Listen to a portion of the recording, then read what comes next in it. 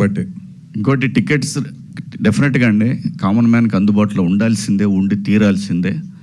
అలాగే మల్టీప్లెక్స్లో వాళ్ళకి various reasons ఉండొచ్చు. మేము కట్టడానికి ఇంత అయింది, మాకు ఇంత అయింది, మాకు ఇంత స్టాఫ్ ఉన్నారు, మాకు ఇంతమంది ఉన్నారు, ఏదన్నా కావచ్చు.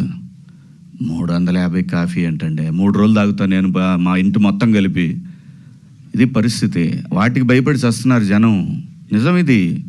ఇంత అమానుష్యం అది. ఖచ్చితంగా ఇందులో ప్రొడ్యూసర్లకు కానీ లేదంటే ఎగ్జిబిటర్స్కి కానీ ఎవ్వరికి సంబంధం లేని అంశం. ఇది ప్రభుత్వానికి మాత్రమే ఉంది సంబంధం. ఇంత నియంత్రణ అనేది వ్యవస్థకే ఉంది. సుప్రీంకోర్టుకు కూడా పోతే ఏం చెప్పిందో తెలుసా? అవునా, అలా జరుగుతుందా, దీని మీద రాష్ట్ర ప్రభుత్వాలు ఏదో ఒకటి తీసుకోవాలి. నువ్వు ఒక ఆర్డర్ ఇస్తే అయిపోద్ది. ఎవడికి వాడిది వాడు అంతే. కానీ కోర్టు ఆర్డర్లు వచ్చే లోపలే మారిపోతుంది. కోర్టు ఆర్డర్ కాదు గురు, కోర్టు ఆర్డర్లు పక్కన పడాయి. అసలు ప్రభుత్వానికి అజమాయిషి తీసుకోవాల్సిన బాధ్యత ఖచ్చితంగా ఉంది.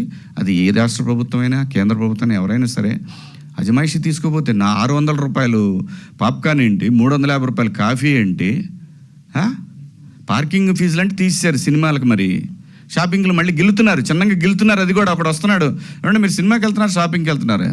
షాపింగ్కి వెళ్ళి సినిమాకి వెళ్తారు, నీకేంటి ప్రాబ్లం?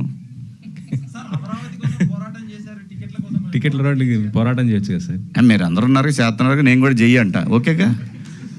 మొన్న మీరు ఐబొమ్మ రవి ఏదైతే మాట్లాడారు, దానికి మంచి పాజిటివ్ అయింది. మీ ఏదండి ఐబొమ్మ రవి మీరు ఇట్లా పాజిటివ్గా వాడుకోండి అని మీరు చెప్పారు. జై బాలయ్య.